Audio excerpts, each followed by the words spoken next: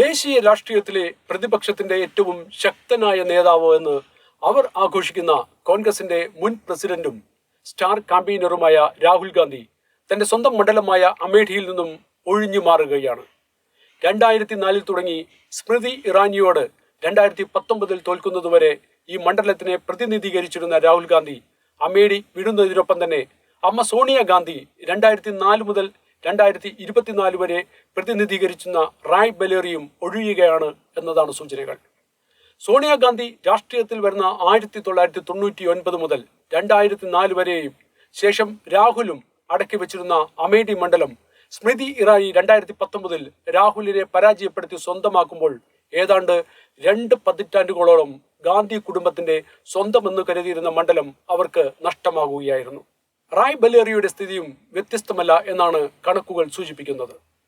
കുത്തക മണ്ഡലങ്ങൾ, അതും ഒരു ദേശീയ നേതാവിന്റെ അടുക്കൽ നിന്നും കൈവിട്ടു പോകുക വഴി ആ നേതാവിനെയും പാർട്ടിക്കെതിരെയും ഉയരുന്നത് നിരവധി ചോദ്യങ്ങളാണ്. മെയ് 2 ഈ മണ്ഡലങ്ങളിൽ സ്ഥാനാർത്ഥികളെ പ്രഖ്യാപിക്കുമെന്ന് പറയുമ്പോഴും മല്ലികാർജുൻ ഖാർഗെ അടക്കം രാഹുൽ അമേഠിയിലും പ്രിയങ്ക റായ്ബറേലിയിലും മത്സരിക്കണമെന്ന സമ്മർദ്ദം ഉയർത്തുന്നു എന്നാണ് കേൾവി.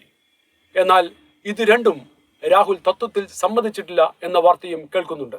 കോൺഗ്രസിനെ സംബന്ധിച്ചിടത്തോളം അവരുടെ ഉന്നത ദേശീയ നേതാവ് സ്വന്തം മണ്ഡലം വിട്ട് പലായനം ചെയ്യുന്നത് ഉത്തർപ്രദേശ് എന്ന സംസ്ഥാനത്തിൽ അവരുടെ സാധ്യതകൾക്ക് മങ്ങലേൽപ്പിക്കും. സഞ്ജയ് ഗാന്ധിയും രാജീവ് ഗാന്ധിയും പിന്നീട് സോണിയയും ശേഷം രാഹുൽ ഗാന്ധിയും വിജയിച്ചു പോന്നിരുന്ന ഈ മണ്ഡലം സ്മൃതി ഇറാനി കൈയടക്കിയെങ്കിൽ തീർച്ചയായും അവിടുത്തെ ജനങ്ങൾക്ക് ഗാന്ധി കുടുംബത്തോടുള്ള വിശ്വാസം നഷ്ടപ്പെട്ടിട്ട് തന്നെയാണ്.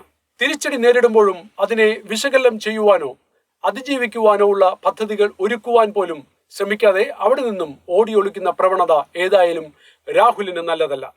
ശക്തമായ ഭരണപക്ഷത്തിന് പ്രധാനമായും വേണ്ടത് ലക്ഷ്യബോധവും കാര്യപ്രാപ്തിയും പ്രതിഭയുമുള്ള പ്രതിപക്ഷ നേതൃനിരയെയാണ്.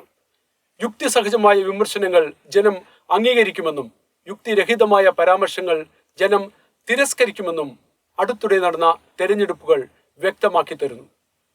ഇനി ഏറെ സമയം ബാക്കിയില്ല എന്ന ഒരു കാര്യം കൂടി രാഹുൽ മനസ്സിലാക്കിയാൽ നന്ന്. ജയ് ഹിന്ദ്.